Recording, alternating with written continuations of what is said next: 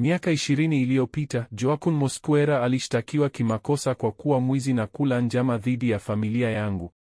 Hilo si la kweli kabisa. Joaquin na mimi tulipendana, mheshimiwa.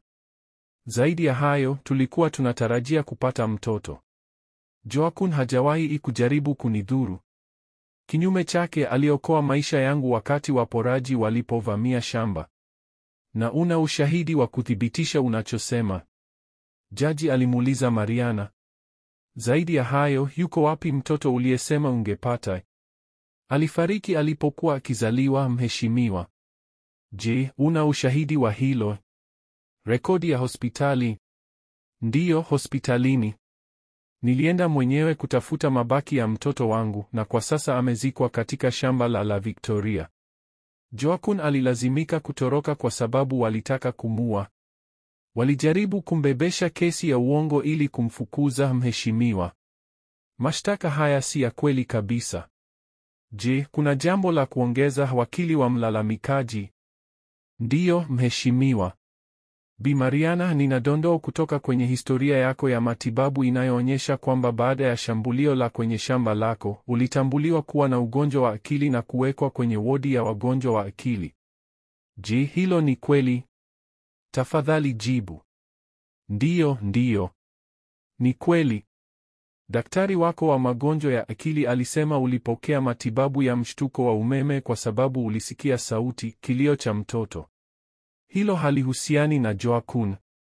Samahani mheshimiwa, lakini hatuwezi kukubali ushahidi huu kuwa halali kutoka kwa mtu ambaye hakuwa na hali thabiti ya akili. Hakika mimi si mwendawazimu, mheshimiwa. Hili ni jambo la kushangaza. Je, kuna jambo jingine la kuongezwa? Ndiyo.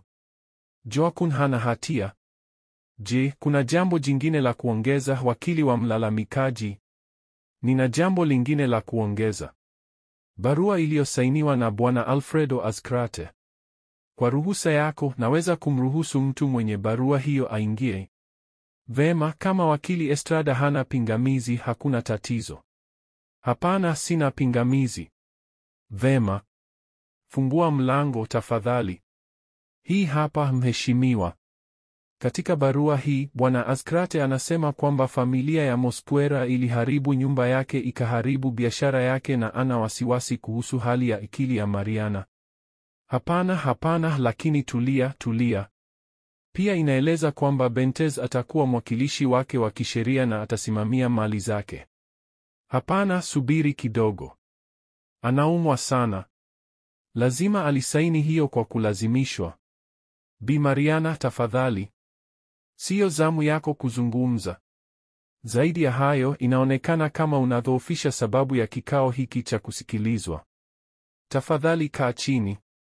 Kutokana na maoni yangu, inaonekana kwamba ukweli ni wazi zaidi kuliko maneno.